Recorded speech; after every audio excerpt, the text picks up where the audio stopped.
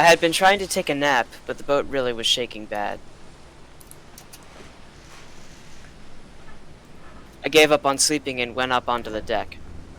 I was welcomed by the shining sun and a strong sea breeze. Up on the deck, Amakusa was doing some stretches. He probably has a lot of time on his hands, too. It'll still take a while longer to reach Nijima. It would only have taken on the order of half an hour by airplane, but there was the chance that the Subadera's net extended over Nijima Airport. The harbor would probably be the same. For that reason, I had obtained a boat that would let me land while avoiding the harbor with no questions asked. I'd bumped into a cheery boat captain, treated him with generosity, and he had decided to help me out, amused. まだだいぶかかるの？さっき船長に聞いたら、あと2時間はたっぷりかかるそうです。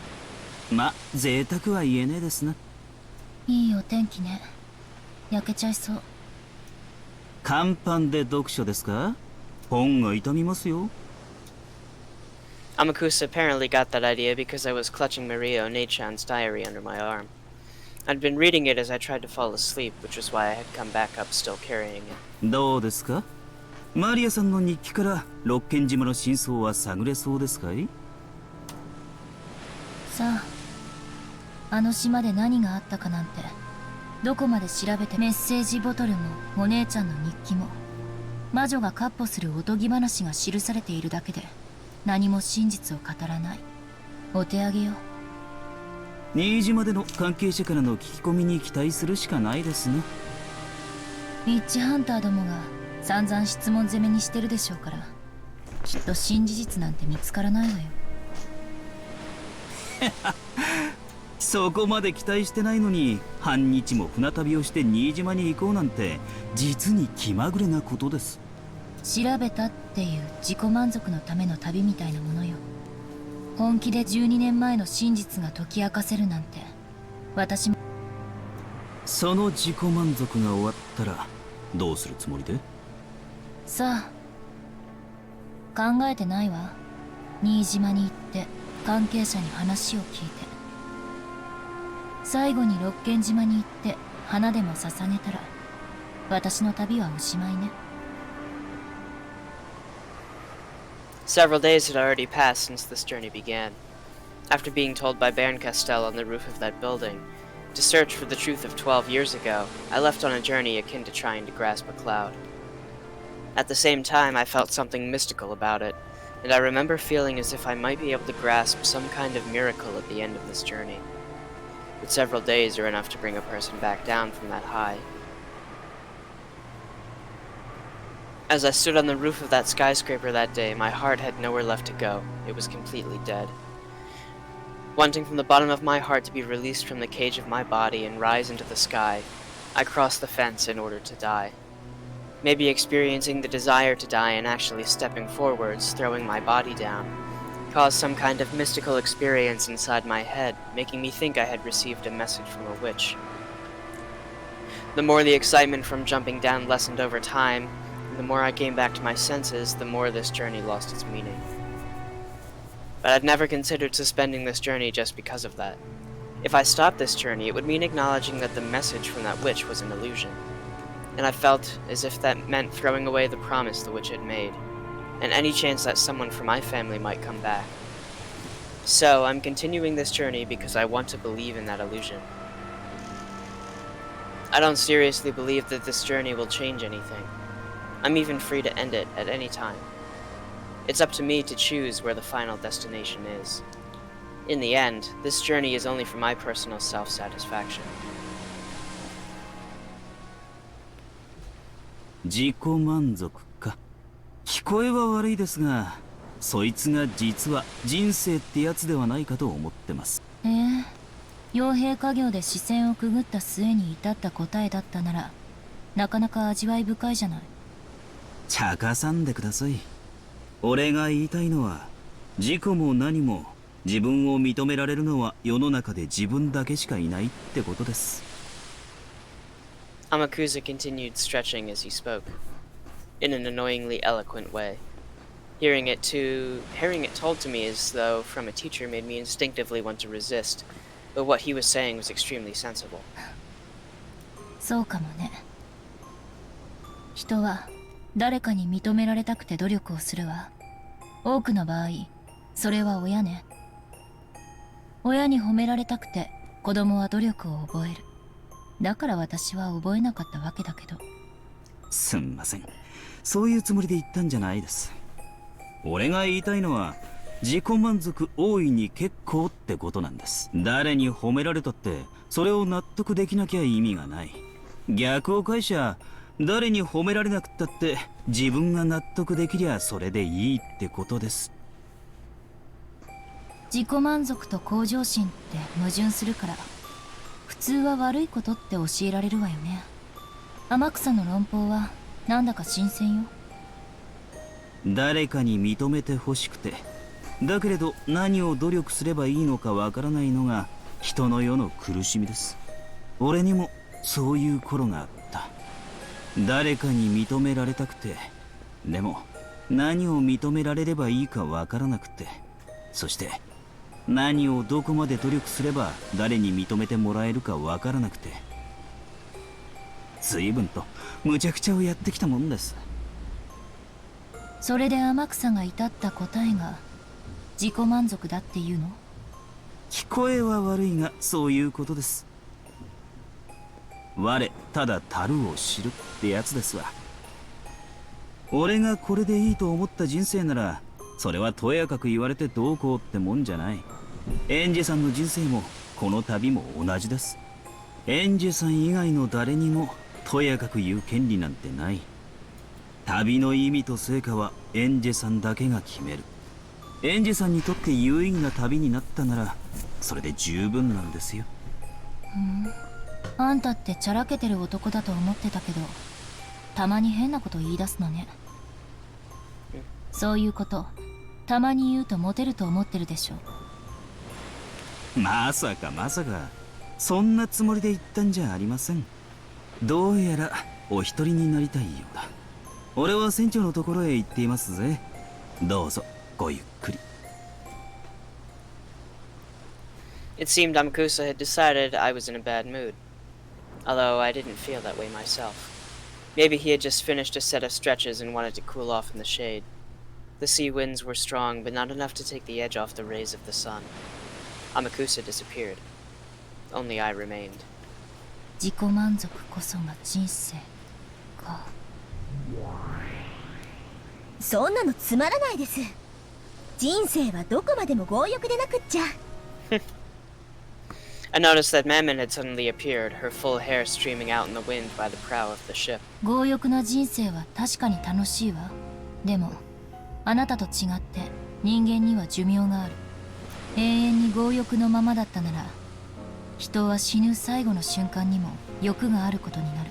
欲があるということはつまり欲しいということ、持っていないということ、満たされていないということ。自分が満たされていると思えないまま死ぬのはきっと、だからきっと自己満足って必要なんだわ。なるほど。寿命ある存在にはそういう妥協点も必要ってことですか。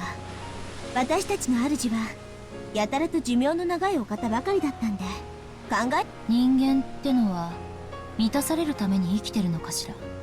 だとしたら無欲が一番人生に優しいことになるわ。なるほど。7つの大罪の一つが強欲になるのも納得ね。お褒めに預かり光栄です。Apparently that counted as praise in Mammon's eyes.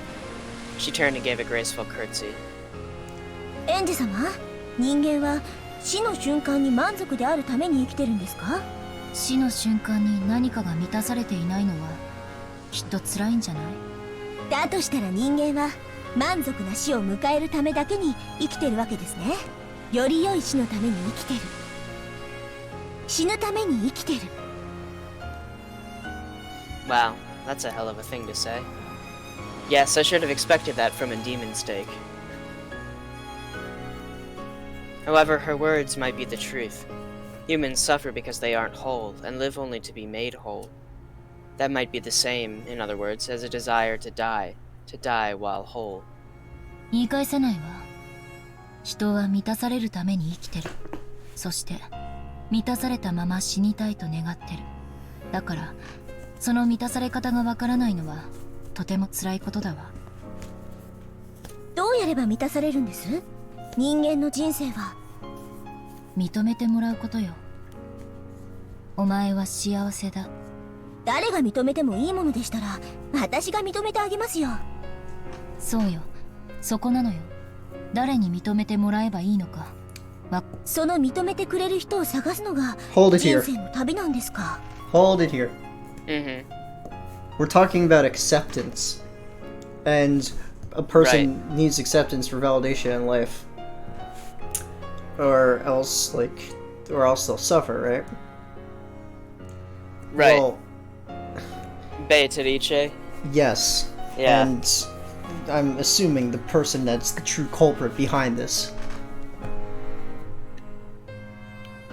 is what it's trying to tell us. So, they're also talking about being completed and finding your other half, and it again goes with our double motif. Mm-hmm.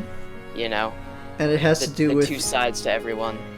without love, the truth cannot be seen. Mm-hmm.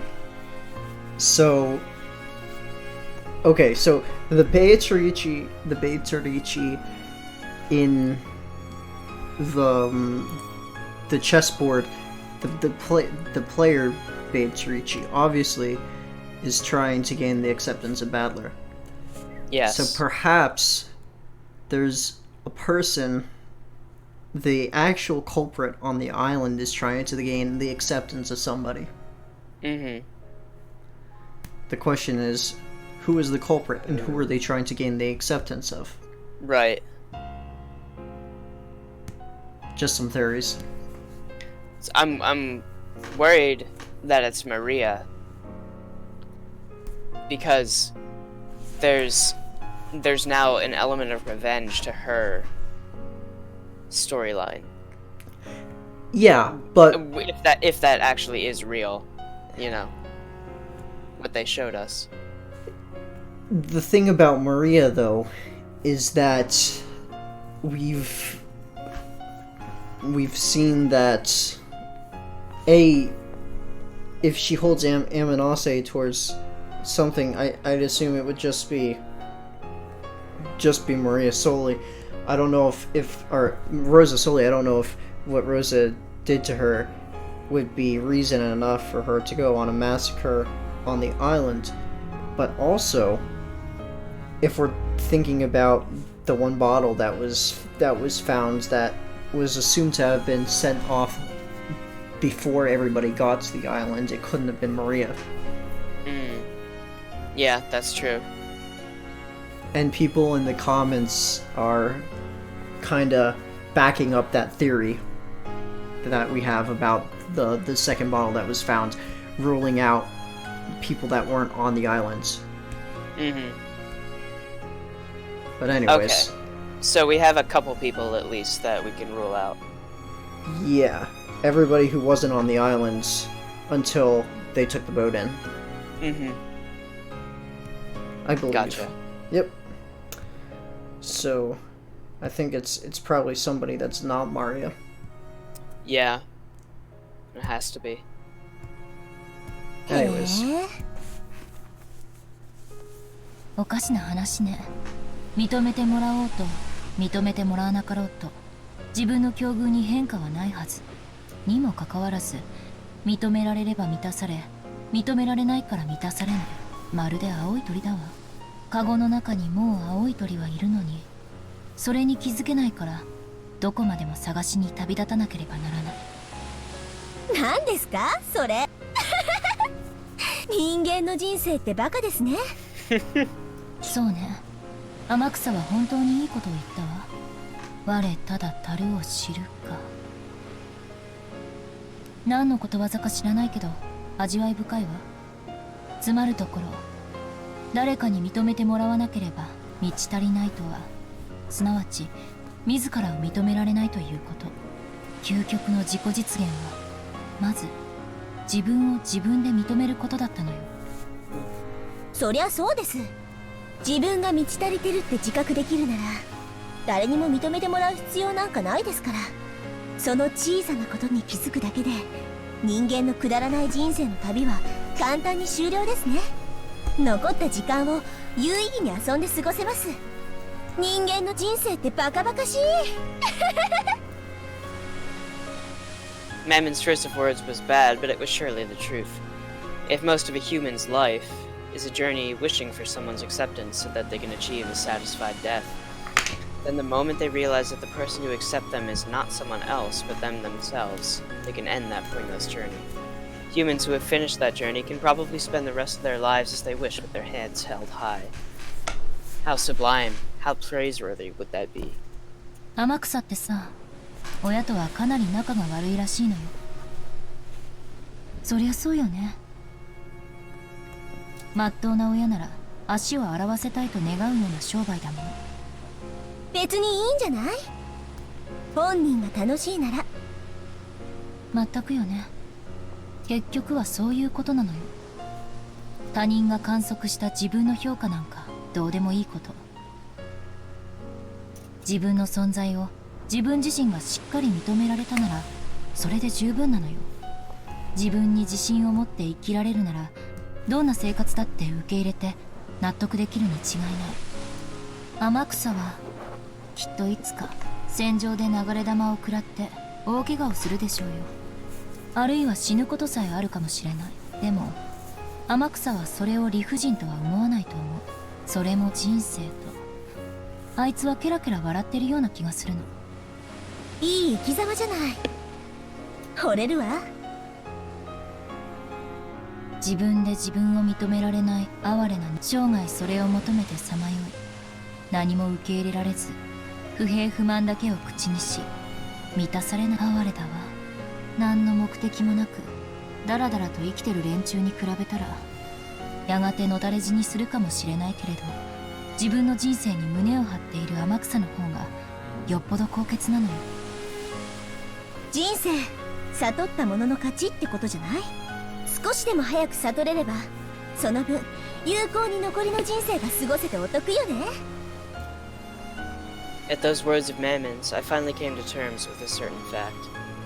I had described her as an abnormal kid, a little strange. However, that wasn't the case. She had simply finished that journey faster than anyone else, and taught herself to keep her own chin up and live with confidence. だからマリアお姉ちゃんはすごかったのかもしれない。彼女は小学校低学年になるかならないかという年齢のうちにOther people like us, looking at her life from the outside, couldn't call it happy by any standard. But even though such days were engraved in her diary, the entries always finished up by saying it was a happy day. Even though you can catch glimpses of her mother's lack of love for her, in spite of that, she believed that her mother did love her. The mother's love that didn't exist, she created herself, filling her world with love. Others observed her as an unfulfilled, pitiful girl. But she told herself that she was fulfilled and accepted herself how she was. And so, she was happy that way. It's easy to observe that as something pitiable and sad. But to her, that was an outsider's opinion, and it didn't matter in the slightest. The only important thing was whether or not this was happiness to her. It's just like how when people who live in the city point to the lifestyles of those in the country, and lament the inconvenience and feel sympathy for them, it's really just misplaced kindness. If those who live there are satisfied with what they have, that's more than enough.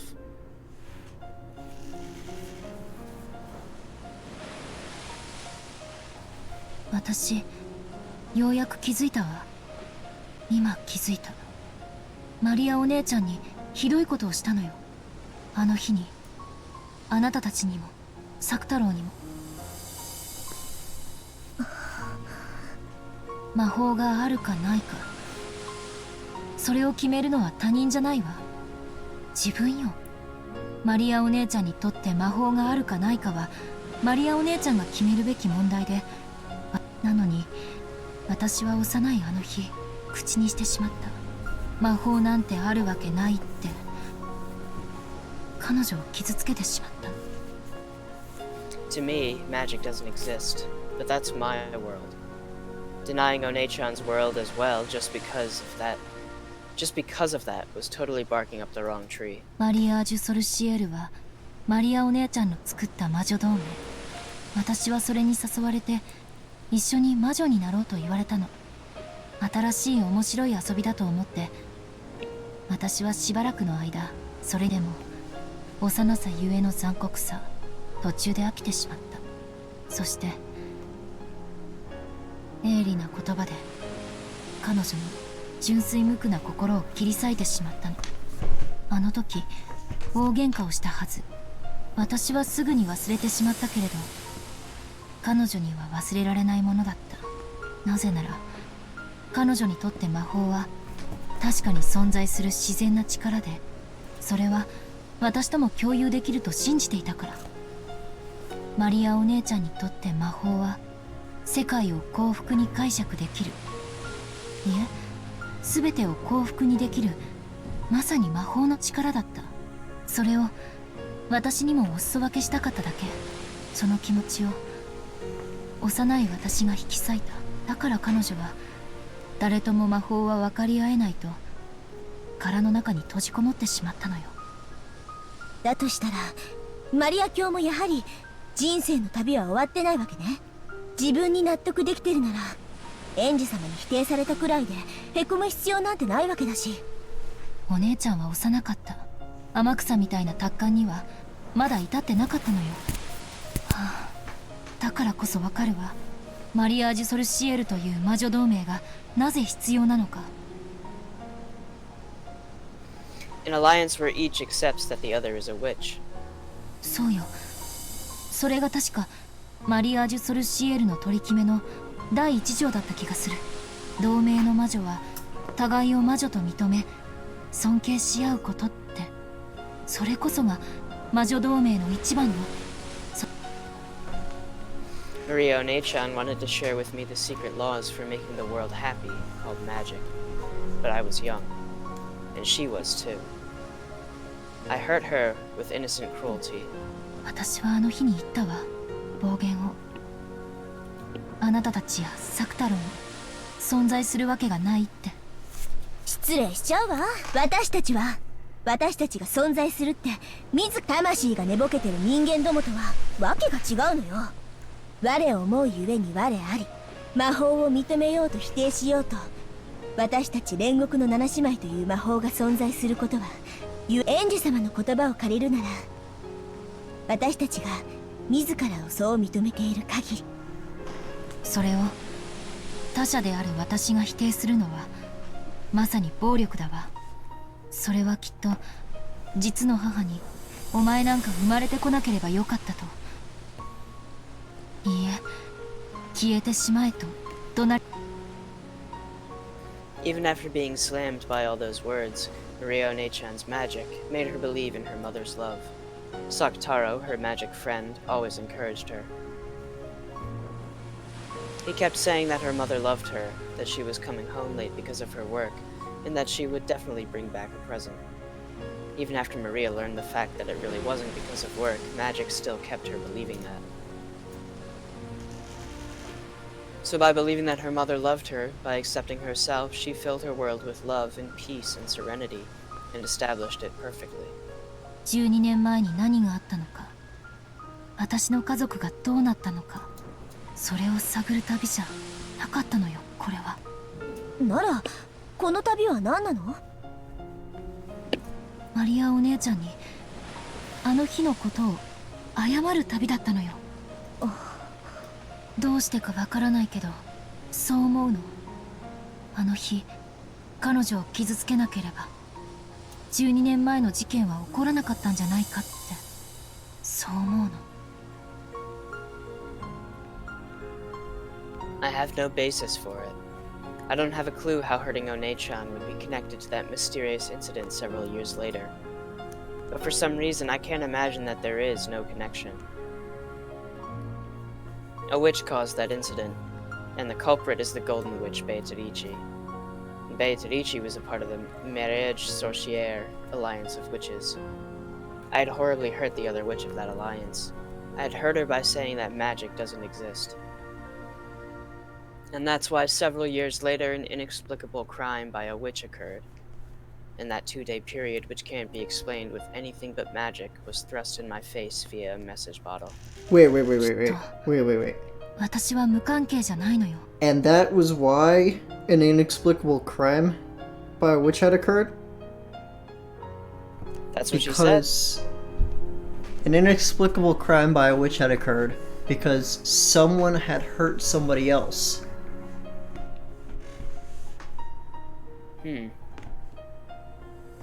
What are you getting at? That's how am I getting that? No, where are you going with that? What's the idea behind that? Well, without love, the truth cannot be seen.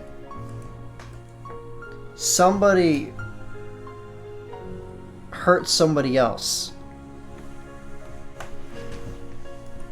Right. And that's what caused that. They directly said because somebody got hurt. I heard her. I think she said something like, "I heard her with the thought that magic didn't exist." Let's see. I'd heard her by saying that magic doesn't exist. I had horribly hurt the witch of the other alliance, and that was why several years. Yeah. Can't So be explained by anything but magic. I mean, the whole point is to try and explain it by something that isn't magic, right? At least for us. At this point in our process. yeah.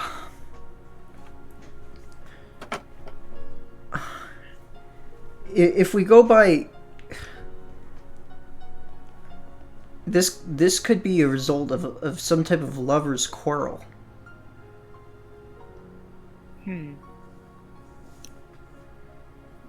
Or But who are the lovers? it would make sense for this to have to do with love, because without love the truth cannot be seen. We know that love's important. We know that love's important. And we know know that somebody's there's trying two to get sides to everything. we know that somebody's trying to get somebody else to accept them. Yeah. And we know that because the one person denied the other person, or denied their magic in quotes, because their magic was denied by the other person, an inexplicable crime was committed.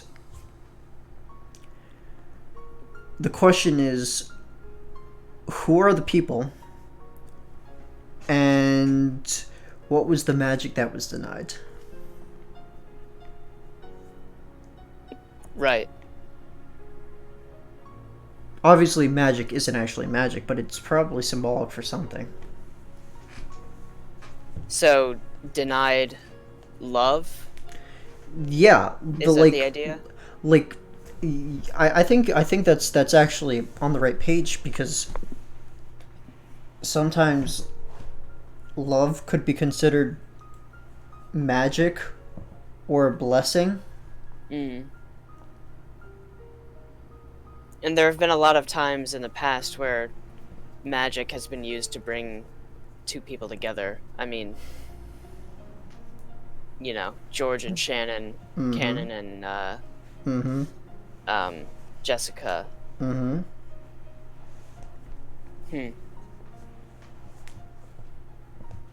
It's interesting. So, And you just said, out of those 4 people, 3 of them have been on the island.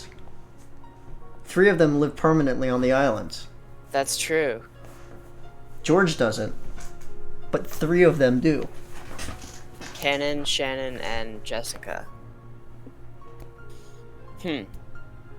Of course, there's other people that live on the island too, like Natsui and Kraus. It could be Right. this whole thing could be related to Natsu and Kraus too.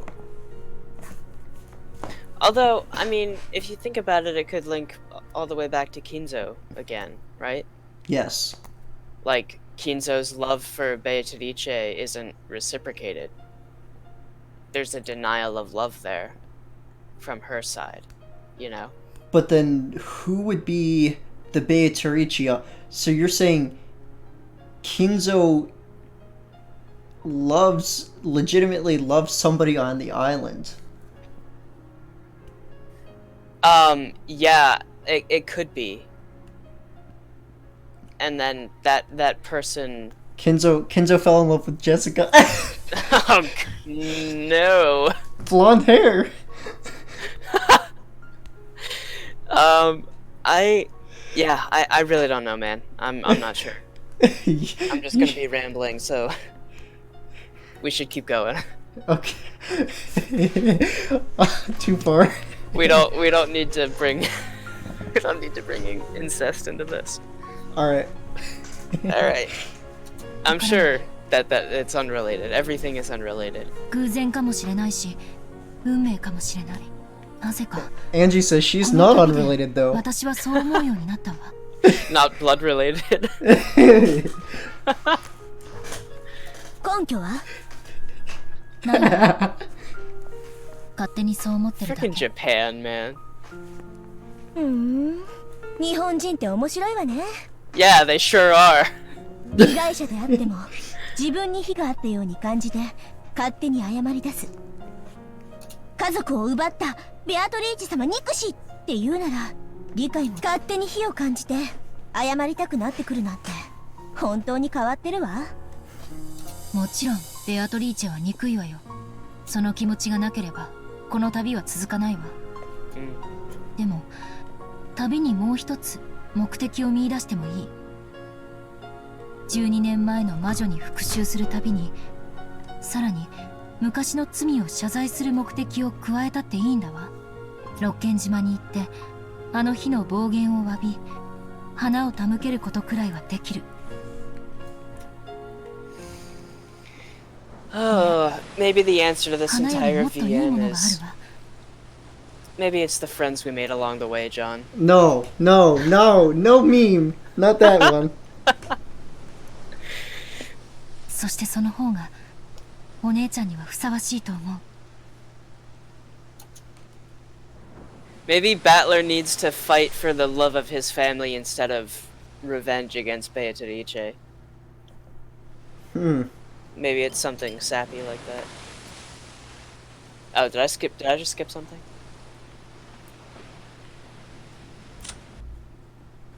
I stood up, ignoring my hair being blown about by the sea breeze. I concentrated my mind. I lifted my palms up to the height of my head and imagined a vast space. エンジ様？静かに。さあさあ、おいでなさい。我こそは魔女見習い。演じ破門にされてはしまったけれど、かつて同じ同盟に所属し、私と遊んでくれた懐かしき家具よ。我が呼びかけに応じよ。 It was hard to tell in the middle of the day, but a faint blue light gathered around the palms of my hands. Then, I revived Sakataro's form. It truly was long missed, that figure. His cute ears, his bright red scarf. It came off easily, so One-chan faithfully rewrapped it all the time, didn't she? サクタロ、わかる？私たちがわかる？おりょおりょマモエンジ。 With a sleepy face, as though waking up from a long slumber, Sakataro looked all around him as he spoke. お久しぶりね、サクタロ。あなたを私の力で呼び出すのはきっとこれが初めてだわ。そして今や私にしか呼び出せない。おりょ。 Those words might have been a bit cruel. Sakataro's face clouded over. かつての私はあなたを否定した。その私があなたを呼び出したということは、あなたの存在を私が認めたということ。いいの？僕はエンジェの世界に呼び出されてもいいの？ His eyes were slightly frightened. He had just been isekai'd. It was only natural.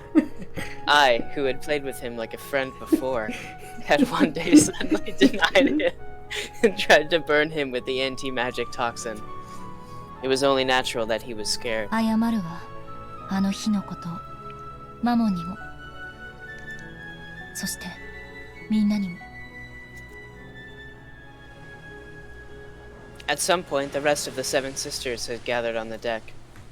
No, they are there at all times, always by my side. As long as I accept that it's okay for them to be there, they will appear anytime.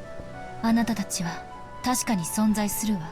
ルシファーも、レビアタンも、サタンも、ベルフェゴールも、マモンも、ベルゼブブも、アスモデウスも、そして、サクタロウも。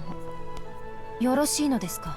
エンジェ様はベアトリーチェ様に挑もうというお方、魔女を否定される立場にあられるお方が我らを。私の世界にとって魔法が存在するかどうかは悪いけど保留させてもらうわ。私自身が魔法の存在を認めたわけじゃない。なのに我らを認めるという矛盾はどういうことです？魔法は信じる人には存在するってことよ。私が信じなくても誰かが信じたならその人の世界には魔法が存在するわ。それは私が魔法を信じたって信じなくたって、いいえ、受けてはいけないのよ。その誰かは胸を張って自らの魔法を信じればいいのよ。そして私はそれを認める。だからあなたたちが存在しても全然おかしくはないのよ。なかなかの詭弁ですが、面白い解釈かと。エンジェ様のそれは悪魔の証明そのものでしょう。Oh, of course. Mm-hmm. Always comes 悪魔の back. 証明？ Full circle. 悪魔の存在を証明するには悪魔を連れてくればいいけれど、悪魔の存在を否定することだけは不可能。そして私たちはここにいる。つまりそれはエンジェ様が魔法を信じようと信じまいと私たちの存在は揺るがないということ。無流 Uryu? エンジから半魔法の毒が消えていく。本当だわ。魔法を否定する立場なのにどうして。それは多分尊重し認めるという心を知ったからだわ。今の私にならアリアお姉ちゃんの、そしてベアトリーチェの魔法の深淵も理解できるかもしれない。 In the past, I insisted that I didn't believe in things like magic, that something like that couldn't exist. I acted like I had my eyes tightly shut and couldn't see anything. But now, I'm different. I get the feeling I can look right at the thing called magic and close in on its true nature. 惜しいわ。この現代にこれだけ半魔法の毒素が抜けた人間なんて魔女に向いた稀有な才能なのに。そうね、今のエンジェ様が魔女を目指してくださったならベアトリーチェ様に及ぶかもしれない大魔女に成長されたかもしれないのに。それでも我らの存在を認めてくださった我らの主である。おそらくエンジェ様が我らの最後の主となるだろう。最後の奉公と思い尽力しようではないか。なのにエンジ様自身がまだ魔法を信じてくれないのが納得いかない。エンジ様、ついでに魔法も認めてくださいよ。せっかくの主なのに魔女じゃないなんてなんだかもったいない。最高の魔女になれる逸材なのにその目的が魔女を撃つことだなんて惜しいです。まあそれもエンジェ様の人生で生き方でそうと決めた世界ならばそれは私たちにとやかく口出しできることではないわけです。私を理解してくれてありがとうね。魔法が私にとって存在するかどうか、それは私が決めることだわ。世界のどこかに魔法が実在したとしてもしなかったとしてもね。When I think about it, the world is so vast, and yet so small. Billions of people live on the Earth, but I probably won't meet even 1% of those people. Even so, I will speak of the world. Without knowing even 1% of the world, I will speak of my world. 私が知らない世界の法則を私に否定する資格なんてない。だから私の世界に魔法が存在しないからといって私の知らない世界に魔法が存在することまでを否定することはできない。まさに悪魔の証明というわけだわ。いえ、業に入りては業に従えと言うべきかしら。I can be confident in the world I know. So even if my world is denied by a complete stranger who doesn't know a thing about it, that's nothing to worry about. And in the same way, just because I don't know another world, that doesn't make me qualified to deny it. だから私は自分の世界に魔法があるかないかを問わずにマリアお姉ちゃんが教えてくれた魔法を否定することなんてできやしない。ウリュウだって見たことがなくても魔法は存在するんだもん。ええ、だからすでに言っている通り、魔女同盟マリアージュ・ソルシエルの友人であるあなたたち、私にも、そして誰にも否定することなんてできないわけ。I proclaimed the most important part again. Even though the sea breeze and the crashing of the waves were noisy, it was a time of silence. Both Sakataro and the Seven Sisters of Purgatory reflected upon my words. And probably I did too. Does magic exist or not? Do witches exist or not?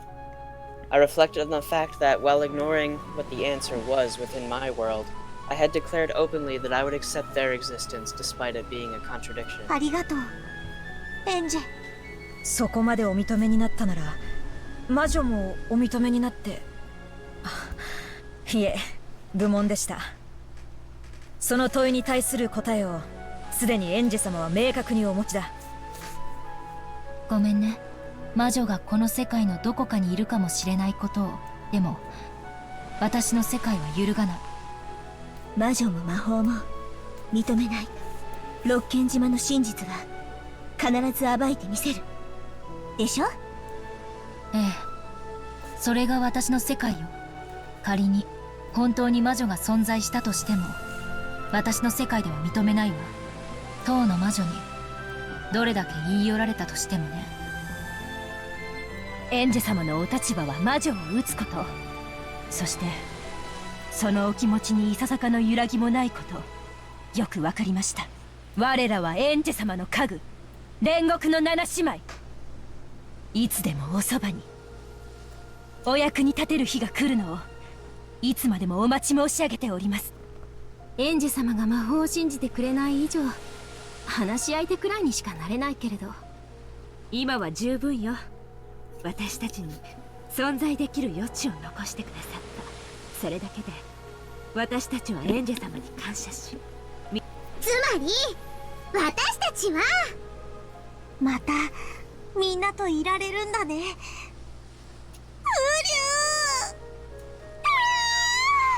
サク太郎もふもふさせて。 I knew it was coming. As Sakataro was overcome with emotion and tears came to his eyes, the Seven Sisters closed in and mobbed him. They were also celebrating a long-awaited reunion. Because they were granted permission to exist, they can exist here without doubt. No, they can exist even if I don't permit it. Because I accepted them, they showed their reunion's joy to me as well. As I watched over that scene, I reflected on the meaning of this journey of mine. これでみんなには許してもらえたかしら。十分ですよ。私たちは家具、呼び出してもらえるだけで、おそばにいることを許されるだけで嬉しいのですから。ウリュウ、エンジェ、本当にありがとう。そういえばどうして私には作太郎が呼び出せたのかしら。いいえ、逆ね。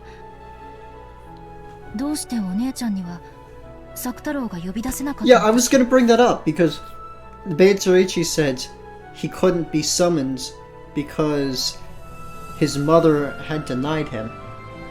Right. the person that made him had also destroyed him. But Angie can, for some reason. So why?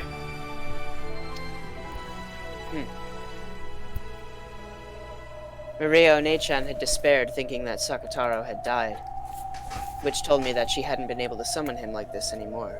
In the past, Onechan said it was more advantageous in a summoning to have a vessel. However, a vessel is like training wheels, and it shouldn't be absolutely necessary. In other words, even if the stuffed animal lion that was Sakataro's vessel didn't exist, it should have been possible to summon him. In fact, for that matter, it's a little doubtful whether summoned beings even have the concept of life and death. Moreover, Sakataro was an especially important friend to Maria Onechan. She should have been able to strive hard to summon him one more time. It certainly was sad that the original stuffed animal vessel had been torn apart. But why was he dead, and why couldn't she summon him again? I know the answer to this. I remember it. マリアがあ But の時僕のぬいぐるみが破れたのを見て I think you can figure it out by the end of chapter 4. Okay. 僕が死んでしまったと決めてしまったから So it's not what he's explaining here. Well, it is kind of what he's explaining here, but it goes a little bit further. Okay. 魔法の存在と同じなんです。マリア教の世界でサク太郎が死んでしまったことになったなら、彼女の世界ではサク太郎は存在できない。 Well, couldn't Angie just, say that it's a fact that her family is alive, and then they have to be alive in her world? Yeah. Right? Mm-hmm. ウリュウ The shock of having her beloved stuffed animal torn apart had left a wound in her heart serious enough to prevent her from ever again summoning her irreplaceable close friend. In Maria Onechan's eyes, Sakataro had died. So even if Sakataro could exist like this to me, he could not exist before her. 僕はいつもマリアと一緒にいたんだよ。泣いてるマリアのすぐ近くで泣かないでってずっと言ってたんだよ。でもマリアには僕の姿も声も Sakataro hung his head, looking sad. マリアージュ・ソルシエルはあの事件の後急に性格を変えていくの。それまでの同盟は和やかなものだった。でも事件後は憎い誰かをいかにして呪うかという物騒なものばかり。お姉ちゃんの日記はあからさまに様変わりしていくの。 A diary is a mirror that reflects one's heart as it is. It probably showed the personality called Maria died. What? Does that make sense? Oh, okay. I was having a weird... Yeah, because after Sakataro was torn to shreds, her diary kind of changed tone. Right. So, it's saying that metaphorically, Maria, the person that was Maria, died. Yes. Okay. And be reborn as the evil witch personality, Maria. As she filled the diary with hatred and sadness, her heart surely was not fulfilled. Because she wasn't fulfilled, she had no choice but to fill it with hatred and sadness. And that's when we see all the cackling Maria, on the island, the cackling evil personality. Yeah, that's true. So it looks like there's a reason for all of these split personalities. I mean, you know, it's pretty obvious that there has to be a reason, but like specific events in their pasts that have changed them. Correct. Seems to be the motif here. So one of the things we can talk about in the chapter 4 video the video we're planning to do after we finish this chapter, just the ultimate theory video, when we take a look at stuff in the past and try to figure out this whole thing out based upon the stuff in the first 4 chapters, is we can take a look at all the characters one by one and talk about our thoughts on their split personalities. Right. Yeah, that's good. Mm-hmm.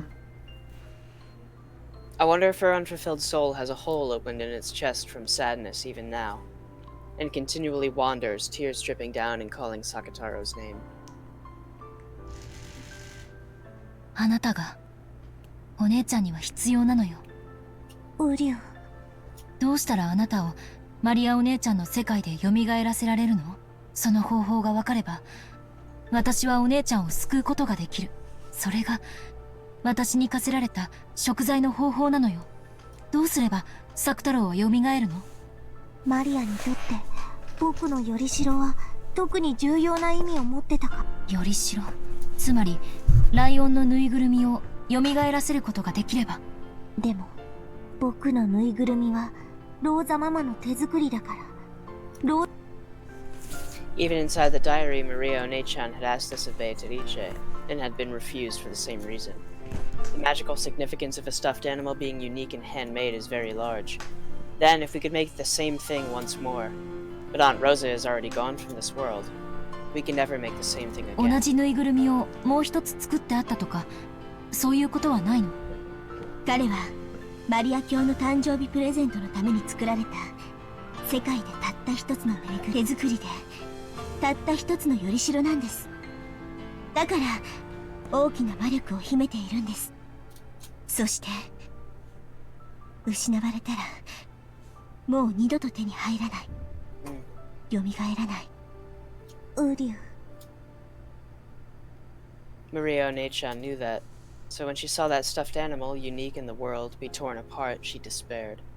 Because it was a stuffed animal unique in the world, and it permitted her no compromises such as simply buying another, she despaired from the bottom of her heart. でもサク太郎はここにいるわ。よりしろなんかなくてもここにいる。私がそれを認めているから、私の世界では確かに存在する。マリアお姉ちゃんが認めなくてもそれは否定できない。そうよね。理屈ではそうですが、同じ理屈でマリア教にそれを認めさせることもまた困難かと思います。マリア、僕は死んでないよ。ここにいるのに。ウリュウ。きっと六軒島でマリアお姉ちゃんに私は再会できると思うの。そして私は何が何でもお姉ちゃんの中のあなたを蘇らせて。できるの？難しいでしょうね。魔女同盟に誘われた私が意味を理解できず拒絶してしまったのと同じように、彼女もまたあなたの存在を拒絶するかもしれない。でもやるしかないわ。それが私にできる唯一の罪滅ぼしなのよ。エンジ様。六軒島で何が待つのか、そして何が起こるのか、何ができるのか、あるいは何も起こらないのかもしれないけれど、全ての始まりであるあの島こそがこの旅の終着点なのよ。私はあなたたちを連れて魔女の島へ、六軒島へ帰らなければならない。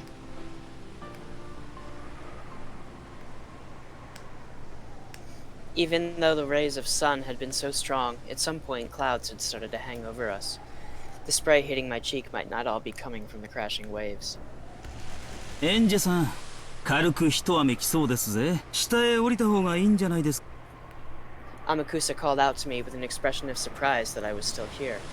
When I looked up, I saw that the island's silhouette had gotten much larger. We might reach land very soon. I remembered that the weather report had mentioned scattered rains. The sky wasn't dark enough for rain clouds. It'll probably just be for a short time. Another flag. Even if the rain was light enough not to be a bother, having rain start to fall as we approached the island felt like some kind of fate. It was probably raining on October 4th, 1986 as well. I was approaching the Rekenjima of that day, and not just in distance. I went back down with Amakusa. Amakusa was carrying what looked like a quite large and heavy golf bag. It was something Amakusa had brought back from God knows where after we split up for a day. I wasn't going to inquire to its contents, as to its contents, but it's hard to imagine that they're anything peaceful. 中身はあえて聞かないけど重そうね。どうしてこいつらは重くてかなわないのか。 Is it a フ machine ランス人 gun? の教官が面白 I'm いことを pretty sure it's 教え like て a くれまし rifle. た。なんでもこいつらは重くあるべきだそうなんです。何しろ人の命は地球より Yeah, it's 重いん definitely で a すか gun ら。 of some sort. こいつらはもっと重くて叱るべきなんだとか。使う機会がないといいわね。ないといいですな。Amakusa set the golf bag like luggage down heavily beside him.